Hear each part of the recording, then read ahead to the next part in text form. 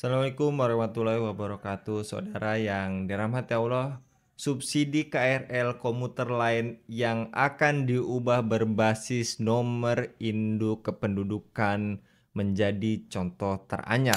Ini disiapkan tepat menjelang kepemimpinan Presiden terpilih 2024-2029 Prabowo Subianto.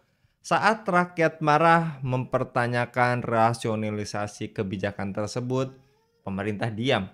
Presiden Joko Widodo bahkan cuci tangan. Jokowi mengaku tidak tahu soal rencana itu. Ia berdalih belum ada rapat mengubah skema pemberian subsidi tiket KRL mulai 2025.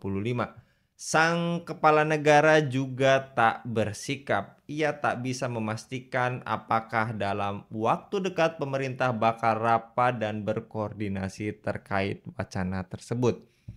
Bila kita cermati, tak ada urgensi pemerintah mengubah skema subsidi KRL. Ini malah bagai pukulan lain untuk rakyat, terutama kelas menengah.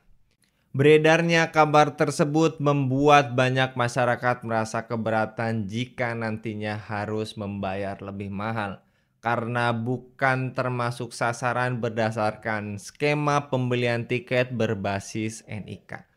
Khususnya bagi para kaum kalangan menengah terasa terombang-ambing dengan berbagai aturan baru pemerintah.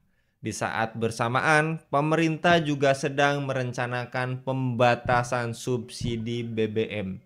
Karena saat ada rencana pembatasan subsidi BBM dilaksanakan agar para pengguna kendaraan bermotor dapat beralih ke transportasi umum seperti KRL.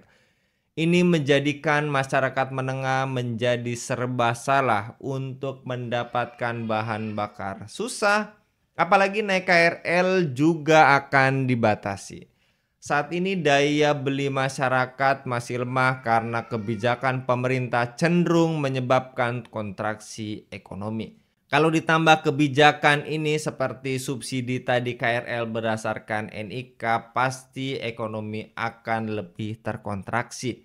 Sebagian publik mempertanyakan bagaimana pemerintah menjalankan ide aneh tersebut. Menurutnya membatasi subsidi dengan NIK pasti akan lebih rumit. Bahkan diperkirakan ada kecurangan yang bakal muncul, termasuk potensi masyarakat untuk mengakali kebijakan tersebut. Kebijakan subsidi berdasarkan NIK akan lebih kompleks implementasinya. Orang bisa mendaftarkan lebih dari satu NIK. Kita melihat kebijakan ini juga tidak mendorong masyarakat menggunakan transportasi publik. Akibatnya jalan raya bakal semakin macet. Banyak juga yang mewanti-wanti ancaman banjirnya motor di jalanan imbas kebijakan ini.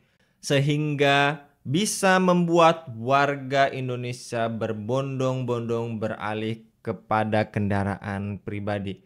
Walhasil, ketika pemerintah mengeluarkan kebijakan memberikan subsidi secara merata dihentikan, namun di sisi lain pemerintah mengeluarkan kebijakan yang sangat konsumtif seperti upacara kemerdekaan di Indonesia di IKN yang menelan anggaran ratusan miliar hanya untuk beberapa hari di IKN. Ini sangat tidak bijak. Assalamualaikum warahmatullahi wabarakatuh.